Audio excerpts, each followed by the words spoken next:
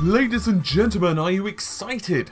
I ask you again, are you excited? Because of course it is the Steam Summer Sale, and there are some pretty good deals on today. They're not astounding, there have been better days, but there've also considerably been worse days as well. Anyway, let's jump right into it, shall we? Might as well start out with the Vanishing of Ethan Carter, which is currently yours for just $6.79. That is, of course, with a rather hefty 66% off, which is not too bad at all. So what is the Vanishing of Ethan Carter? We have covered it on the channel if you need a video of it. The best way to describe this is a first-person narrative. Now, some people are either going to love this type of game, or some people are going to criticize it, that it's not technically a game, it's more of a story-driven type of title. You know, you're not going to randomly stop, lasering people or running to complete certain objective. Instead, you're trying to discover the land around you. I don't want to give away too much, but you're basically trying to discover the whereabouts of a certain kid, what happened to him, his name obviously being Ethan Carter.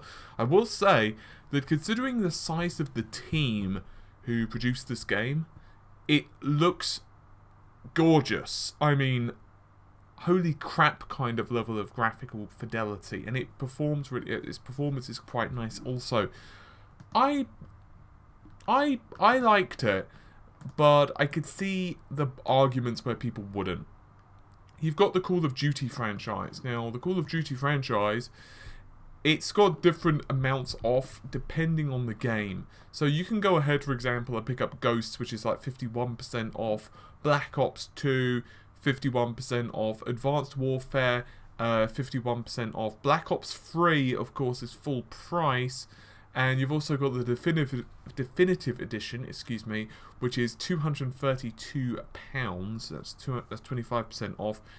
Now, you can't really win with these games, and what I mean by that is, it's like, for those who are just looking to jump into the latest one, something along the lines of Advanced Warfare, nothing wrong with it. I actually quite liked Advanced Warfare for what it's worth. The problem is, obviously, now it's coming a little bit long in the tooth. Everyone's going to know the maps and so on. If you don't mind that, and you're like, hey, I just want to kind of play, and I don't really care if I necessarily get my ass kicked for the first couple of weeks, then fine, go ahead and pick it up. Simultaneously, it's a bit odd as well, 51% off, that's a bit of a specific number. Anyway,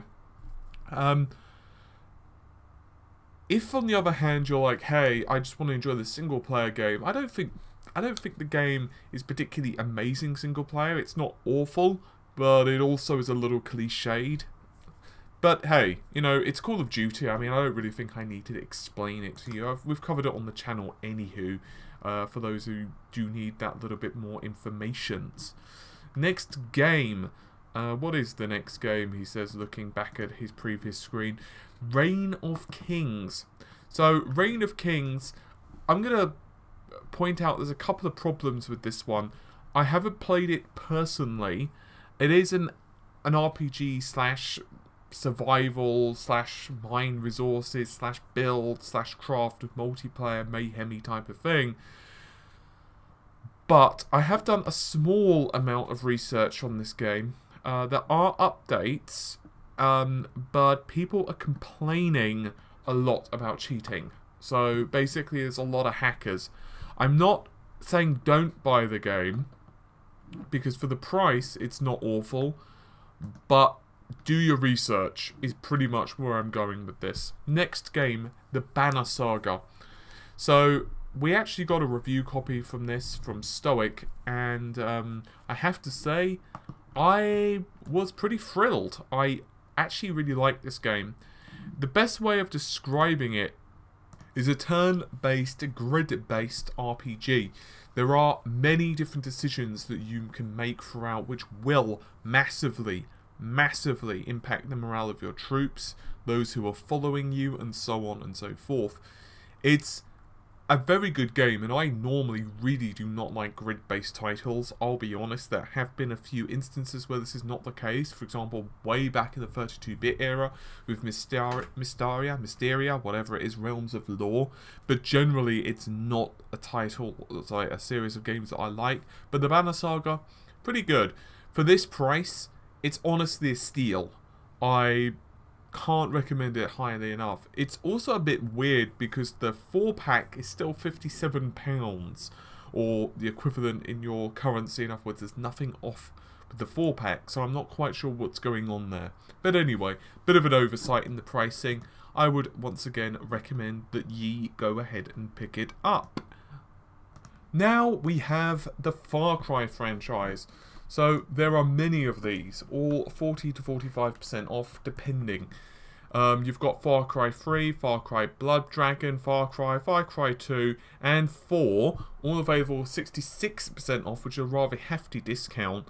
And that's going to be yours for $32.63. So somehow or another, if you've not played like any of them, I don't know how many people haven't at least own a couple, but let's just assume in this weird fantasy land you haven't. This is a good place to go ahead and pick it up. Now, there are other versions of Far Cry 4 available across the internet. Uplay are doing it fairly cheap at the moment, and Amazon are doing it fairly cheap on the moment. Obviously, it does depend on the second you're listening to this video, but this is still one of the cheapest copies that I've seen. I would recommend Far Cry 4. It's a pretty damn good game. Blood Dragon, I did not really like. I don't really like parodies, to be totally honest, and it's kind of an action parody type of game. It's not a bad game.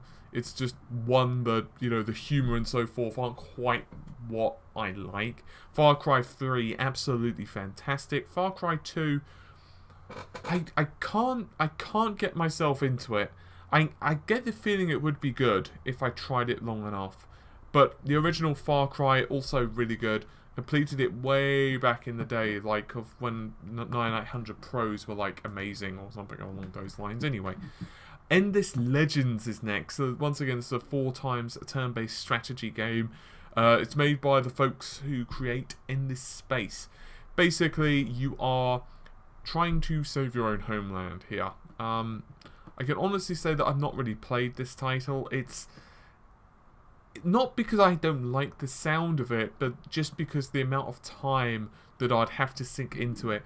It's one of those games, however, where if you've got the time to learn it and you've got the patience to learn it at 50% off, which is, you know, not a bad price. It brings it down to something which is going to maybe be about $17, £13, depending on your currency. It could be good.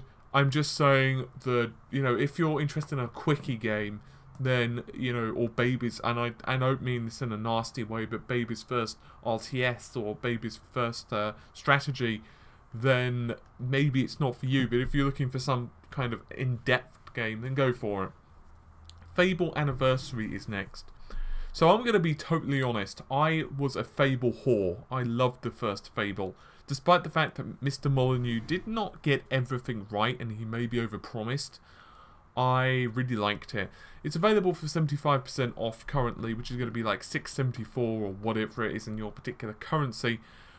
But there are problems with this remaster, and it's not quite the remaster that many hoped for. There are some technical issues with this game, primarily aimed at the GUI, the UI, and so on. It doesn't crash or anything like that, at least as far as I'm aware. The major issue is that the graphics aren't what I'd consider to be a leap above what you'd expect. I mean, the models are still fairly low res or low detail. It's not like, you know, you've suddenly got 10 times the amount of polygons on screen or something like that. So the meshes for the models are still fairly simplistic. Lighting's not exactly going to be utilizing something like screen space ambient occlusion, but you know, it's like if you did miss it and you're just looking for an opportunity to play it and you can look past the GUI bugs, then go ahead and pick it up. I would not, however, call it a purchase. Next, games. Alien Isolation. Aliens, my friends. Now, I must confess, I wasn't sure what to expect with Alien Isolation, and there were some things that pissed me off about the game. I'm going to start with Isolation, quickly blast my way down in it's speedy. I shall be expedient in this, I promise. Alien Isolation pissed me off mostly because of the DLC on initial launch, but the game itself is fantastic. I'm actually playing through it in my own time. The 20 minutes I get between, you know, researching and stuff, I kid you not. Very good game. Would recommend. $7.99. Absolute steal. Can't really say it any other way. The Season Pass is actually pretty good. I can't really say more than that. Aliens Colonial Marines, $2.49. Now, we did do a glitch montage in Alien Colonial Marines, and we did blast it. We did criticize it. I've had some time to think about the game, and I'm not saying it's good before anyone starts screaming at me. But if you're a big fan of Aliens and you need a survival horror / that type of game, I could possibly recommend it for £2. It's not a good game, but if you go in with low expectations and just think it's an Alien title, you know, and I'm going to have a bit of fun with it, it's not bad. I found myself possibly interested in the story. Once again, I'm not recommending it. It's like, let's say you've got like 10... I'm just going to use Great British prices. Let's say you've got $10 to spend, all Steam sale, and obviously probably got more than that, but I'm just using an example, and you've only got enough for just a couple of games, and you're like, hey, shall I buy Alien Colonial Marines? No. If you've already completed Alien Isolation, you've completed other titles, and you're just kind of looking for some time to kill, maybe between playing Witcher or what have you, and you're not particularly that fussed, you could give Alien Colonial Marines a shot. It's not good, but it's not, you know, the worst game that I've ever played. I've played so many worse. Alien vs Predator 2010, pretty good. I didn't like playing as the Alien, to be totally honest. I found that kind of crap, but I liked playing as a Predator, but it's a bit overpowered, and the human is basically survival horror. You've also got the original Aliens versus Predator, if memory serves, so you can also check that out. Would recommend those titles, just for your FYI. Left 4 Dead 2. I don't think I need to describe this one. It's basically a co-op action horror title, so I don't really think I need to describe it because it's so bloody well known. I will point out a couple of small little problems. This is one of those games which is a bit like Counter-Strike, and I don't mean that in a bad way, I mean it in a positive way, in that a lot of people are going to know what the hell they're doing. Sales do naturally entice new players, so there is that, but if you're just kind of going in, you could be a bit frustrating to the team if you're just going into a public. Now, if on the other hand you can play with Bob, your friend, that's great, you know, do co-ops like that, or if you're willing to play through the game to begin with by yourself, to get an understanding of, hey, like, this is what I have to do, or what have you, go for it. I'm not saying it's a bad game, I actually think it's a good game, but just be aware of those little, you know, problems, which are inherent to a lot of multiplayer. Transistor. Can't say that I've played it, Amy on the channel has, and she's basically said it's fantastic. It's an action isometric RPG, very much in the same, well, genre as Bastion, which isn't really surprising considering the developers, considering, you know, the creators. It's a sci-fi themed action RPG. Very cool. I would recommend checking it out. She would as well. It's on the channel if you do need the video. But, you know, it's for the price, 75% off. Can you go wrong? Well, you can go wrong, but, you know, not for this. Game Development Tycoon. So what is it?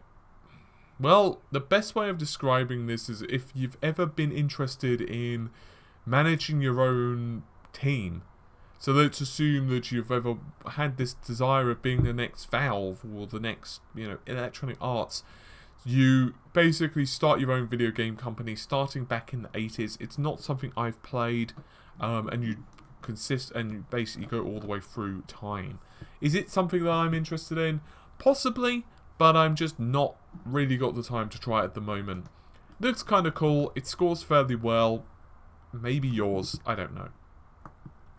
Sid Meier's. So there's a crap ton of these games. A crap ton. I'm not going to go into all of them. Civilization 5, brainlessly good. Very good art. Very good strategy title. You can also get the complete edition if you need an inordinate and unequaled, unparalleled, unrivaled amount of content. I mean, Jesus, you'll be here till Christmas, quite literally playing this game. Beyond Earth is not bad. I've heard mixed things regarding it, and I do quite literally mean mixed. Some people think it's the second coming, and other people really don't like it. One of the key complaints is that it's simplified certain things. There haven't been enough additions, and it just doesn't feel like a large enough update.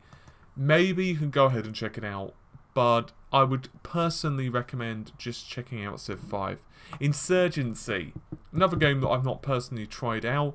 It does score extremely well, mostly multiplayer and co-op source engine based shooter.